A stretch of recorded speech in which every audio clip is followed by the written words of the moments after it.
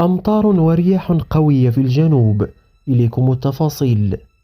تتوقع المديرية العامة للأرصاد الجوية نزول أمطار مصحوبة برعد فوق كل من مرتفعات الأطلسين الكبير والمتوسط والمناطق الغربية المجاورة لهما والشياظماء وشمال الأقاليم الجنوبية.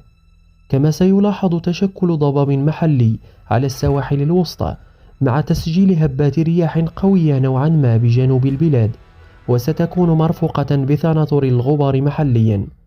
وستتراوح درجات الحرارة الدنيا ما بين 14 درجات بمرتفعات الأطلس والريف والمنطقة الشرقية، وما بين 16 و 21 درجة بوسط البلاد وجنوبه، وستكون ما بين 10 و 15 درجة فيما تبقى من ربوع المملكة.